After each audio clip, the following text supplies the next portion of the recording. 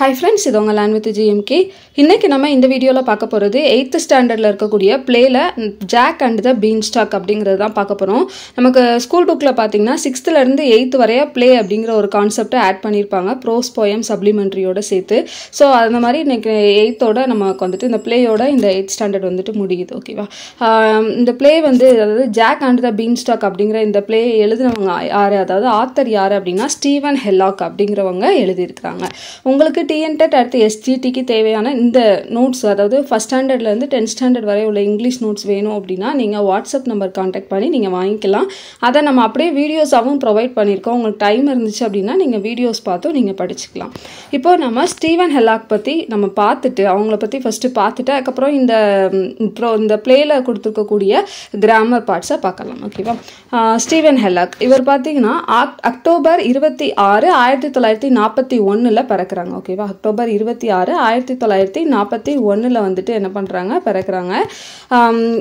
எந்த ஊர் அப்படின்னா நார்வாக்ல கனெக்டிகட் அப்படிங்கிறதுல நார்வாக் அப்படிங்கிற ஒரு பிளேஸ்ல பிறக்கிறாரு. இவர் ஒரு அமெரிக்கன் ஆத்தர். ஓகேவா? ஸோ இதை வந்துட்டு நோட் பண்ணிக்கோங்க. இவர் ஒரு அமெரிக்கன் ஆத்தர். அடுத்து இவரை வந்துட்டு இல்லஸ்ட்ரேட்டர் அப்படின்னு சொல்லலாம். இவர் வந்து இப்போ 90s சில்ட்ரன்ஸ் புக்கு மேலவே என்னன்னா எழுதியிருக்கிறாரு. 90 சில்ட்ரன்ஸ் புக்கு மேல நிறைய எழுதியிருக்கிறாரு. நவம்பர் 12, 2011 ஹெல்லாக்கு வந்து என்ன பண்றாங்க அப்படின்னா ஒரு மதிப்புக்கு வாய்ந்த அந்த டாக்டர் பட்டம் வந்துட்டு கொடுக்குறாங்க. எந்த யூனிவர்சிட்டியில அப்படின்னா யூனிவர்சிட்டி ஆஃப் ஃபின்லே. இந்த யூனிவர்சிட்டி ஆஃப் ஃபின்லே எந்த ஊர்ல இருக்கு, எங்க இருக்கு அப்படின்னா என்ன பிளேஸ்ல, ஓஹியோ அப்படிங்கக்கூடிய ஒரு பிளேஸ்ல இருக்கு யூனிவர்சிட்டி ஆஃப் ஃபின்லே. இங்க வந்து என்ன பட்டம் கொடுக்குறாங்க அப்படின்னா ஹியூமன் லெட்டர்ஸ் அப்படிங்கிறதுல ஒரு முனைவர் பட்டத்தை வந்துட்டு கொடுக்குறாங்க. யாருக்கு? ஹெல்லாக். ஓகேவா? ஸோ ஞாபகம் வச்சுக்கோங்க என்ன யூனிவர்சிட்டி அப்படிங்கிறது. அவ்வளோதான். அடுத்ததான் நம்ம பார்க்க போகிறது பங்க்சுவேஷன்னா என்ன, ஸோ அதை வந்து எப்படி யூஸ் பண்ணணும், அதில் என்னென்ன டைப்ஸ் இருக்குது, அதோட எக்ஸாம்பிள்ஸ் அதெல்லாம் தான் நம்ம வந்துட்டு பார்க்க போகிறோம். ஃபஸ்ட்டு இந்த பங்க்சுவேஷன் மார்க்கில் பற்றின நாலேஜே நம்மக்கிட்ட இல்லை அப்படின்னு வச்சுக்கோங்களேன். ஸோ பங்க்சுவேஷன் மார்க்கை பற்றின நாலேஜ் இல்லை அப்படின்னா நம்மளுடைய ஸ்கில், முக்கியமாக ரிட்டன் ஸ்கில் அப்படிங்கிறது ஒரு முழுமை அடையாததாக தான் இருக்கும் அப்படின்னு சொல்கிறாங்க. ரிட்டன் ஸ்கில் அப்படிங்கிறது இன்கம்ப்ளீட். எப்போ உங்களுக்கு பங்க்சுவேஷன் மார்க்கை பற்றி எதுவும் தெரியலை அப்படின்னா. எதனால பங்க்சுவேஷன் இம்பார்ட்டன்ட் அப்படின்னா நம்ம இப்போ ஏதாவது ஒன்று எழுதுகிறோம் அப்படின்னா அதில் பங்க்சுவேஷன் மார்க் எதுவுமே இல்லாத பட்சத்தில் நம்ம அதை வந்துட்டு வாசித்து அதோட உண்மையான ரியல் மீனிங்கை நம்ம புரிஞ்சுக்கிறது ரொம்பவே டிஃபிகல்ட்டாக இருக்கும். அப்போது நம்ம என்ன பண்ணணும்னா ப்ராப்பரான பங்க்சுவேஷன் மார்க்கை கரெக்டான பிளேசஸில் நம்ம போட்டால் மட்டும்தான் நம்ம அதை படிக்கிறவங்களுக்கு அதில் என்ன சொல்ல வராங்க அப்படிங்கிறது புரியும். ஓகேவா? அதனால இந்த பங்க்சுவேஷன் மார்க் அப்படிங்கிறது ரொம்பவே முக்கியம். இந்த பங்க்சுவேஷன் மார்க்கில் என்னென்ன இருக்கு அப்படின்னு பார்த்தீங்கன்னா கமா, கோலன். ஸோ அந்த சிம்பிள்ஸையும் நீங்கள் பார்த்துக்கோங்க. Comma, colon, semicolon, full stop. ஓகேவா? இந்த நாளை தனியாக வச்சுக்கோங்க. Comma, colon, semicolon, full stop. அடுத்ததாக எக்ஸ்க்ளமேஷன் மார்க், கொஸ்டின் மார்க். அடுத்து dash, inverted Khamas, apostrophe, bracket. ஓகேவா? ஸோ மொத்தமாக நான் இங்கே ஒரு 10 இது கொடுத்துருக்கேன். இந்த 10 பங்க்சுவேஷனுமே என்னென்னா ரொம்பவே முக்கியமான பங்க்சுவேஷன், நம்ம அடிக்கடி யூஸ் பண்ணக்கூடிய பங்க்சுவேஷனாக கூட நம்ம வந்துட்டு இந்த 10மே இருக்குது. இப்போது நம்ம காமனாக இந்த 10 பங்க்சுவேஷன் மார்க் பார்த்துருக்கோம்ல. ஸோ இதை வந்துட்டு கொஞ்சம் டீட்டெயிலாக நம்ம வந்துட்டு பார்க்கலாம். கமா அப்படிங்கிறது நம்ம எப்போ யூஸ் பண்ணுவோம் அப்படின்னா எங்கேயாவது ஒரு சின்ன நிறுத்தம் பண்ணுறோம் ஒரு சென்டென்ஸில், ஒரு இடத்துல கொஞ்சம் பாஸ் பண்ணி நம்ம சொல்கிறோம் ஒரு விஷயத்த அப்படிங்கிற போது நம்ம அந்த கமாங்கிறத யூஸ் பண்ணுறோம். இது வந்துட்டு நம்ம வேர்ட்ஸில் யூஸ் பண்ணலாம், ஃப்ரேசஸில் யூஸ் பண்ணலாம், கிளாஸஸில் யூஸ் பண்ணலாம். ஒரே வரிசையில் வரக்கூடிய வேர்டு, ஃப்ரேசஸ், கிளாஸஸில் வந்துட்டு இந்த கமாங்கிறத யூஸ் பண்ணுறோம். எக்ஸாம்பிள் பாருங்கள். Gandhiji the father of the nation died on 30th January 1948 அப்படின்னு கொடுத்துருக்காங்க. இப்போ நம்ம கமா இல்லை அப்படின்னா Gandhiji the father of the nation died on 30 January அப்படிங்கிற மாதிரி கண்டினியூஸாக போகும். அது ஒரு மீனிங்ஃபுல்லாக இருக்காது. இப்போ கமா கொடுத்துருக்கனால நம்ம என்ன பண்ணுவோம்னா அந்த இடத்துல ஒரு பாஸ் கொடுப்போம். Gandhiji the father of the nation died on 30th January 1948. So இந்த மாதிரி அந்தந்த இடத்துல ஒரு சின்ன பாஸ் கொடுத்து நம்ம அதை வந்துட்டு ரீட் பண்ணும்போது அது என்ன சொல்ல வராங்க அப்படிங்கிறது நமக்கு வந்துட்டு தெரிய வரும். அடுத்ததாக when you address a person, ஒருத்தவங்களை வந்துட்டு நம்ம எஸ் சார் நோ சார் அந்த ஒரு பர்சனை வந்துட்டு நம்ம அட்ரஸ் பண்ணுறோம். அப்போ அந்த இடத்துல நம்ம என்ன யூஸ் பண்ணுறோம், கமா வந்துட்டு யூஸ் பண்ணுறோம். எஸ் சார், ஓகேவா? ஸோ எஸ் பக்கத்தில் கமா போட்டிருக்காங்க, அதுதான். அடுத்ததாக to separate the numbers, dates and address, நம்பரை வந்துட்டு எழுதுறதுக்கு டேட்டு அட்ரஸ் இதெல்லாம் தனித்தனியாக எழுதுறதுக்கு நம்ம இதை வந்துட்டு யூஸ் பண்ணுறோம். Example, I was born on 9th August 1990 in Lucknow, Uttar Pradesh அப்படின்னு சொல்லி கொடுத்துருக்காங்க. அடுத்ததாக செமிகோலன். செமிகோலன் நம்ம எங்கே யூஸ் பண்ணுறோம்? செமிகோலன் அப்படிங்கிறது ஸ்ட்ராங்கர் பாஸ், அதாவது கமாங்கும்போது ஒரு சின்ன பாஸ் இருக்குன்னு பார்த்தோம். இந்த செமிகோலன் வரும்போது ரொம்பவே ஸ்ட்ராங்கான ஒரு பாஸ் வந்துட்டு இருக்கும். இதை வந்துட்டு நம்ம அந்த 2 சென்டென்ஸ், இப்போ ரெண்டு இதுக்கு நடுவில் நம்ம அந்த செமிகோலன் யூஸ் பண்ணியிருக்கோம் அப்படின்னா அந்த 2 சென்டென்ஸ்க்கான ரிலேஷன்ஷிப்பை இந்த செமிகோலன் வந்துட்டு நல்லா அழுத்தமாக சொல்கிறதுக்கு நம்ம செமிகோலனை யூஸ் பண்ணுறோம், ஓகேவா? ஃபார் எக்ஸாம்பிள் பாருங்கள், today we love what tomorrow we hate, today we seek what tomorrow we shun, today we desire what tomorrow we fear, ஓகேவா? இந்த இடத்துல 3 பாஸ் வந்துட்டு வருது, 2 பாஸ் வருது, 3 சென்டென்ஸ், ஓகேவா? 3 சென்டென்ஸ் கொடுத்துருக்காங்க, 2 நல்லா ஸ்ட்ராங்கான பாஸ் வருது. அந்த இடத்துல அது முடியுது. ஸோ அதோட ரிலேஷன்ஷிப் உள்ள இன்னொரு சென்டென்ஸை பின்னாடி போட்டிருக்காங்க, அதுக்கடுத்து ரிலேஷன்ஷிப் உள்ள சென்டென்ஸை இன்னொன்று பின்னாடி போட்டிருக்காங்க. இந்த மாதிரி வர இடத்துல நம்ம இந்த செமிகோலன் அப்படிங்கிறத நம்ம யூஸ் பண்ணுறோம், ஓகேவா? அடுத்ததாக பார்த்தீங்கன்னா கோலன் அப்படிங்கிறத எப்போ யூஸ் பண்ணுறோம்? எதையாவது நம்ம ஃபாலோ பண்ணி, அதாவது ஒரு சென்டென்ஸ் வருது, இதை ஃபாலோ பண்ண இன்னொரு சென்டென்ஸ் வருது அப்படின்னா அந்த இடத்துல நம்ம கோலன் யூஸ் பண்ணுவோம். ஃபார் எக்ஸாம்பிள், இத்தனை டைப்ஸ் இருக்குது, there are 3 kinds of verb அப்படின்னு சொல்லிட்டு அந்த மாதிரி நம்ம போடுறோம்னா அந்த இடத்துல கோலன் போட்டு கீழே அது என்னென்ன அப்படின்னு சொல்லி புல்லட்டினில் போடுவோம். ஸோ அந்த மாதிரி இடத்துல தான் இந்த கோலன் வந்துட்டு மேக்ஸிமம் யூஸ் பண்ணுறோம். இங்கே கொடுத்துருக்கத பாருங்கள், the principal parts of a verb in English are அப்படின்னு போட்டு அதோட டைப்ஸை வந்துட்டு இங்கே கொடுத்துருக்குறாங்க. present tense, past tense, the past participle அப்படின்னு சொல்லிட்டு. ஸோ இந்த மாதிரி இடத்துல நம்ம என்ன பண்ணுறோம், இந்த கோலன் வந்துட்டு யூஸ் பண்ணுறோம். அடுத்ததாக ஃபுல் ஸ்டாப். ஃபுல் ஸ்டாப் அப்படிங்கிறது நமக்கு எல்லாத்துக்குமே தெரியும், ஒரு சென்டென்ஸ் நம்ம முடியுது அப்படின்னா அந்த முடிகிற இடத்துல நம்ம யூஸ் பண்ணுவோம் அப்படின்னு சொல்லிட்டு. ஸோ அது என்ன சென்டென்ஸாக இருக்கலாம் அப்படின்னா டெக்ளரேட்டிவ் சென்டென்ஸாக. டெக்ளரேட்டிவ் சென்டென்ஸ்னால் நம்மளுக்கு என்ன சொல்லுவோம், சாதாரண ஸ்டேட்மெண்ட்டை டெக்ளரேட்டிவ் அப்படின்னு சொல்லுவோம். அல்லது இம்பரேட்டிவ் சென்டென்ஸ். இம்பரேட்டிவ் அப்படின்னா நம்ம அந்த ஆர்டர் பண்ணுறது, ரெக்வஸ்ட் பண்ணுறது, கமாண்ட் கொடுக்குறது. ஸோ அந்த மாதிரி தான் நம்ம இம்பரேட்டிவ் சென்டென்ஸ் அப்படின்னு சொல்லுவோம். ஸோ டெக்ளரேட்டிவ் இல்லைனா இம்பரேட்டிவ் சென்டென்ஸ் வந்து முடியும் போது அந்த இடத்துல நம்ம வந்து ஃபுல் ஸ்டாப் வந்து யூஸ் பண்றோம். அதுக்கடுத்து இதை வந்துட்டு நம்ம கிரேட்டஸ்ட் பாஸ் அப்படின்னு சொல்லுவோம். என்னன்னா கோலனை வந்துட்டு நம்ம ஷார்ட் பாஸ் அப்படின்னு சொன்னோம், செமிகோலனை வந்துட்டு ஷார்ட் பாஸை விட கொஞ்சம் நல்லா அதிகமாக இருக்கக்கூடிய பாஸ். இந்த ஃபுல் ஸ்டாப் பார்த்தீங்கன்னா கிரேட்டஸ்ட் பாஸ், ஓகேவா? ஸோ செமிகோலன் வந்துட்டு நம்ம என்ன பார்த்தோம், ஸ்ட்ராங்கர் அப்படின்னு பார்த்தோம். ஃபுல் ஸ்டாப் வந்து என்னன்னா கிரேட்டஸ்ட் பாஸ் அப்படின்னு சொல்லி சொல்கிறோம், ஓகேவா? அதாவது கம்ப்ளீட்டாக அங்கே வந்துட்டு ஒரு பாஸ் இருக்கு. எக்ஸாம்பிள் பாருங்க, Abirami, Sukanya and Sudha are best friends. சாதாரண ஸ்டேட்மெண்ட் எண்ட் ஆகும்போது நம்ம ஃபுல் ஸ்டாப் வைக்கிறோம், ஓகேவா? அடுத்ததான் நம்ம பார்க்க போகிறது எக்ஸ்கிளமேஷன் மார்க். எக்ஸ்கிளமேஷன் மார்க் அப்படிங்கும்போது நம்ம எங்கே யூஸ் பண்ணுறோம்னா, used after interjections and after phrases and sentences expressing sudden emotion or wish. அதாவது திடீர்னு வந்துட்டு எமோஷனல் ஆகும்போது இல்லைனா யாரையாவது வந்துட்டு வாழ்த்தும் போது நம்ம என்ன யூஸ் பண்ணுறோம், இந்த எக்ஸ்கிளமேஷன் மார்க் வந்துட்டு யூஸ் பண்ணுறோம், ஓகேவா? ஃபார் எக்ஸாம்பிள், அலாஷ், ஓ டியர் அப்படின்னு சொல்லிட்டு, ஓகேவா? ஸோ ஓ டியர் அப்படிங்கிற மாதிரி நம்ம சொல்லும்போது, அலாஸ், ஹரி அந்த மாதிரியான வார்த்தைகள்லாம் வரும்போது நம்ம என்ன யூஸ் பண்ணுறோம், இந்த எக்ஸ்கிளமேஷன் மார்க். ஆச்சரியப்படுற இடத்துல நம்ம இந்த இதை வந்துட்டு யூஸ் பண்ணுறோம். ஆச்சரியக்குறின்னு கூட நம்ம சொல்லுவோம். அடுத்ததாக என்னன்னா கொஸ்டின் மார்க். கொஸ்டின் மார்க் அப்படிங்கிறது எப்போ யூஸ் பண்ணணும்னா, ஃபுல் ஸ்டாப்புக்கு பதிலாக நம்ம யூஸ் பண்ணுறோம்.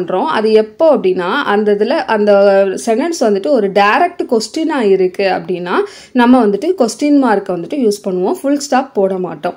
Example, have you finished writing, நீ வந்துட்டு எழுதிட்டியா அப்படின்னு சொல்லி கேட்குறாங்க, எழுதி முடிச்சிட்டியா அப்படின்னு கேட்குறாங்க. ஸோ அது வந்துட்டு கொஸ்டின் ஃபார்மேட், அதனால் நம்ம என்ன பண்ணுறோம், ஃபுல் ஸ்டாப் வைக்காமல் கொஸ்டின் மார்க்காக நம்ம போடுறோம். அடுத்ததாக என்னென்னா டேஷ். டேஷ் அப்படிங்கிறத நம்ம எங்கே யூஸ் பண்ணுறோம்னா, நம்மளுடைய தாட்டே மொத்தமாக மாற்றுற மாதிரியான இடத்துல, இல்லைனா ஒரு அப்ரப்ட் ஸ்டாப்பில் வந்துட்டு நம்ம யூஸ் பண்ணுறோம். Example, he has, you may not believe it failed அப்படின்னு சொல்லிட்டு. இங்கே வந்துட்டு என்னென்னா, அதாவது அப்ரப்ட் ஸ்டாப் நம்ம என்ன பண்ணுறாங்கன்னா, அதை ஃபார் எக்ஸாம்பிள் நம்ம என்ன சொல்லலாம்னா, நம்மளுக்கு ஒரு ஹிண்ட் மாதிரி கொடுத்துருப்பாங்க. ஹிண்ட் மாதிரி கொடுத்துட்டு அதுலேருந்து ஒரு ஃபுல்லாக அதாவது ஒரு ஸ்டோரி வந்துட்டு டெவலப் பண்ணுற மாதிரி கொடுத்துருப்பாங்கல்ல. ஸோ அந்த மாதிரி இதுதான். ஸோ அங்கெல்லாம் பார்த்தீங்கன்னா நமக்கு இந்த டேஷ் அப்படிங்கிறத நம்ம யூஸ் பண்ணுறோம். அடுத்ததாக இன்வெர்டட் கம்மாஸ். இன்வெர்டட் கம்மாஸ் அப்படிங்கிறது நம்ம ஒரு ஸ்பீக்கர் வந்துட்டு சொல்கிறது, அதாவது நம்ம இந்த டைரக்ட் ஸ்பீச் இன்டைரக்ட் ஸ்பீச்சில் வந்துட்டு யூஸ் பண்ணுவோம்.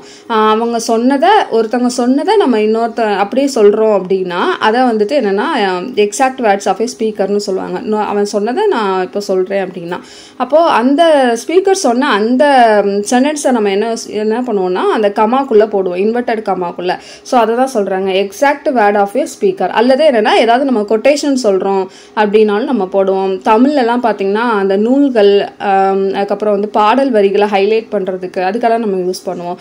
ஸோ இதுதான் இன்வெர்டட் கம்மாஸ் அப்படின்னு சொல்கிறோம். எக்ஸாம்பிள் பாருங்கள், I would rather die he exclaimed that joined the oppressors of my country. So இங்கே வந்துட்டு என்ன கொடுத்துருக்காங்கன்னா ஐ வுட் ரேதர் டை அப்படிங்கிறத முக்கியமாக சொல்லி கொடுத்துட்டு he exclaimed, அவன் வந்துட்டு ஆச்சரியப்பட்டு சொன்னான், that joined the oppressors of my country, then joined the oppressors of my country அப்படின்னு சொல்லி கொடுத்துருக்காங்க.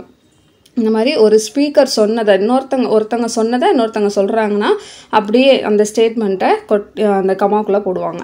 அடுத்ததாக என்னென்னா அப்போஸ்ட்ரஃபிங்கிறது எப்போ வரும்னா இண்டிகேட் எய்தர் பொசஷன்ஸ், அதாவது என்னுடையது அவங்களுடையது அப்படின்னு சொல்லிட்டு அந்த உரிமை கொண்டாடுவாங்கள்ல. ஸோ அந்த இடத்துல வந்துட்டு இந்த அப்போஸ்ட்ரஃபி வந்து யூஸ் பண்ணுவோம். ஹாரிஸ் புக், அதுக்கப்புறம் பாய்ஸ் கோட் இந்த மாதிரி இருக்கிறதுல இல்லைன்னா நம்ம வேறு எங்கே யூஸ் பண்ணலான்னா ஒமிஷன் ஆஃப், அதாவது ஏதாவது ஒரு லெட்டரையோ இல்லை நம்பரையோ நம்ம ஒமிட் பண்ணுறோம் அப்படின்னா அந்த இடத்துலையும் யூஸ் பண்ணலாம். எக்ஸாம்பிள் கேனாட் அப்படிங்கிறதுக்கு கரெக்டான ஸ்பெல்லிங் என்ன, CANNOT. ஆனால் நம்ம அந்த NO அப்படிங்கிறத அவாய்ட் பண்ணணுங்கிறதுக்காக நம்ம என்ன பண்ணுறோம், மேலே ஒரு அப்போஸ்ட்ரஃபி யூஸ் பண்ணுறோம். அதே மாதிரி ஹீஸ் அப்படிங்கிறத HEISன்னு எழுதாமல் அந்த ஐயை அவாய்ட் பண்ணுறதுக்காக மேலே அப்போஸ்ட்ரஃபி யூஸ் பண்ணுறோம். அடுத்து 1 January 1999 அப்படிங்கிறது.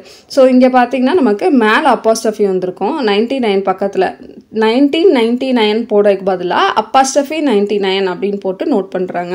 இந்த மாதிரி நம்ம லெட்டரையோ நம்பரையோ ஒமிட் பண்ணணும் அப்படின்னா அந்த இடத்துல அப்போஸ்ட்ரஃபி யூஸ் பண்ணுறோம். அடுத்ததாக பிராக்கெட் பார்த்தீங்கன்னா நம்மளுக்கு நிறைய டைப்ஸ் ஆஃப் பிராக்கெட் வந்துட்டு இருக்குது. இந்த பிராக்கெட்டில் நம்ம எதுக்கு யூஸ் பண்ணுறோன்னா வேர்ட்ஸையோ இல்லை ஏதாவது ஒரு நம்பரையோ நம்ம வந்துட்டு அந்த பிராக்கெட்டில் போட்டு அதை செப்பரேட் பண்ணி காமிக்கிறதுக்காக நம்ம பிராக்கெட் யூஸ் பண்ணுவோம். எக்ஸாம்பிள் MS தோனி த ஃபார்மர் கிரிக்கெட் கேப்டன் அப்படின்னு சொல்லிட்டு அவரை மென்ஷன் பண்ணணும், ஓகேவா? அப்படிங்கிறதுனால நம்ம அதை ப்ராக்கெட்டில் போட்டு எழுதியிருக்கோம். அவ்வளோதான். இப்போது நம்ம ஃபார் எக்ஸாம்பிள்ஸ் வந்துட்டு பார்த்துடலாம். ரெண்டு எக்ஸாம்பிள் மட்டும் பார்க்கலாம். ஃபஸ்ட்டு பாருங்கள், பங்க்சுவேட் த ஃபாலோயிங் சென்டென்சஸ்னு கொடுத்துருக்காங்க. I like playing with my friends Sandy, Sunny and Sameer அப்படின்னு கொடுத்துருக்காங்க.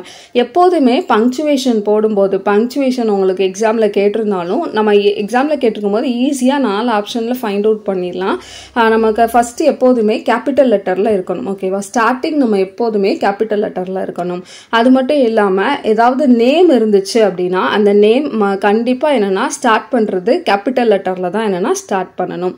அதுக்கப்புறமா பார்த்தீங்கன்னா இந்த மாதிரி பிராண்டட் பேர் வந்திருக்கு, இல்லை மவுண்டைன் பேர் வந்திருக்கு, ஏதாவது ஒரு எர்த்துன்னு வந்திருக்கு, இந்த மாதிரி ஏதாவது தனிப்பட்ட பேர் அப்படின்னாலே நம்ம என்ன பண்ணணும் அப்படின்னா அதை கேபிட்டல் லெட்டரில் தான் என்ன பண்ணணும், ஸ்டார்ட் பண்ணி எழுதணும், ஓகேவா? அதுக்கப்புறமா தான் நம்ம இந்த கமா, செமிகோலன், கோலன் அதெல்லாமே நீங்கள் வந்துட்டு பார்த்துக்கிடணும். ஓகே, ஸோ இப்போ ஃபஸ்ட்டு பாருங்கள், I like playing with my friends Sandy, Sunny and சமீர்னு கொடுத்துருக்காங்க. இதில் ஃபர்ஸ்ட் லெட்டர் எல்லாமே கேபிட்டலாக இருக்குது. அதுக்கப்புறம் அந்த கமா போடுற இடத்துல கமா போட்டிருக்காங்க, ஓகேவா? அடுத்தது, we went through the smoky mountains near Shimla on our way to Leh. So இந்த ஷிம்லா, லே இதெல்லாமே என்னென்னா நவுனு. அப்போ நவுன் வர்ற இடத்துல நம்ம என்ன பண்ணணும், நவுன்னா பெயர் சொல். ஸோ அங்கெல்லாம் நம்ம என்ன பண்ணணும் அப்படின்னா அதை கேபிட்டல் வந்துட்டு பண்ணணும், ஓகேவா? இந்த இதில் பார்த்தீங்கன்னா பியர்ஸ், ஓகேவா? எஸ் வரும். பியர்ஸ், பெப்சோடன்ட் இதெல்லாம் நம்ம என்ன பண்ணியிருக்காங்க, கேப்ஸ் பண்ணியிருக்காங்க. அது மாதிரி ஜெர்மன் அப்படிங்கிறது ஒரு நாடு, ஓகேவா? ஸோ ஜெர்மன் அப்படிங்கிறது அந்த நாட்டில் உள்ள மக்களை குறிக்கக்கூடிய வார்த்தை. அப்போது நம்ம அங்கே என்ன பண்ணுறோம், ஜெர்மன் சொல்லுவாங்க. ஸோ அதை வந்து நம்ம என்ன பண்ணணும், கேப்ஸில் வந்துட்டு போட்டிருக்காங்க.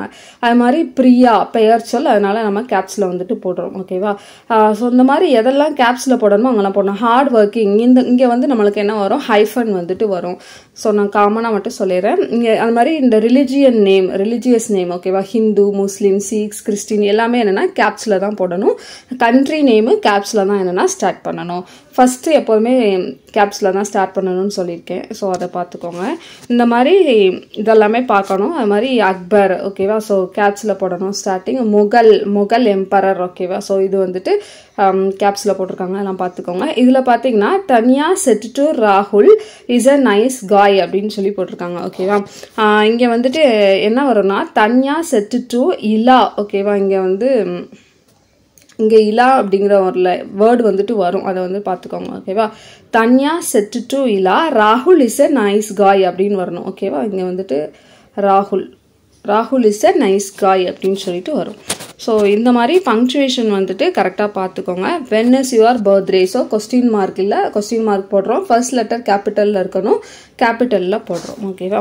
அவ்வளோதான். அடுத்ததாக எப்படி கேட்கலாம்னா என்ன பங்க்சுவேஷன் மார்க் வரும் அப்படின்னு சொல்லிட்டு இங்கே கேட்டிருக்காங்க.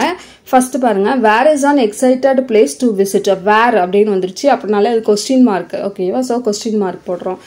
அடுத்து பாருங்க, இந்த மூணாவது இது Priya asked when are we going on a vacation. Priya வந்துட்டு கேட்டா எப்போ நம்ம வந்துட்டு வெக்கேஷன் போகிறோம் அப்படின்னு சொல்லிட்டு. அப்போ இங்கே வந்து என்ன பண்ணணும்னா வென் ஆர் வி அவள் வந்து கொஸ்டினாக கேட்குறா, அதனால் நம்மளுக்கு கொஸ்டின் மார்க் தான் வரும் ஓகேவா. ஸோ கொஸ்டின் மார்க் தான் வரும், அதை வந்து சேஞ்ச் பண்ணிக்கோங்க. அடுத்ததா Terry Sam and Jeremy went to the movies together. சாதாரண ஸ்டேட்மெண்ட், அதனால ஃபுல் ஸ்டாப் கொடுத்துருக்காங்க ஓகேவா. அவ்வளோதான். இந்த மாதிரி தான் நம்ம மேக்ஸிமம் பார்த்தீங்கன்னா அந்த ஃபுல் ஸ்டாப் ஆச்சரியக்குறி கொஸ்டின் மார்க் இதுதான் வரும், நல்லா பார்த்துக்கோங்க. அவ்வளோதான். அடுத்ததாக என்னென்னா forms of verb. Forms of வேர்பில் பார்த்தீங்கன்னா நமக்கு வேர்பு, அதோட பாஸ்ட் டென்ஸ், அதோட பாஸ்ட் பார்ட்டிசிபிள் கொடுத்துருப்பாங்க. இதை வந்துட்டு நீங்கள் பார்த்துக்கோங்க. நம்மளுக்கு இது லெசனுக்குள்ளே இல்லை, ஜஸ்ட்டு புக்குக்கு பின்னாடி கொடுத்துருக்காங்க. அவ்வளோதான். இதோட நமக்கு 8th ஸ்டாண்டர்ட் வந்துட்டு கம்ப்ளீட் ஆயிடுச்சு. அடுத்த வீடியோவில் வந்து நம்ம என்ன பார்க்க போகிறோம்னா 9th ப்ரோஸ் ஆல்ரெடி கம்ப்ளீட் பண்ணிட்டோம், போயமும் சப்ளிமெண்ட்ரியும் இருக்குது. ஸோ அதை வந்துட்டு நம்ம அடுத்த வீடியோவில் பார்க்கலாம். தேங்க்யூ.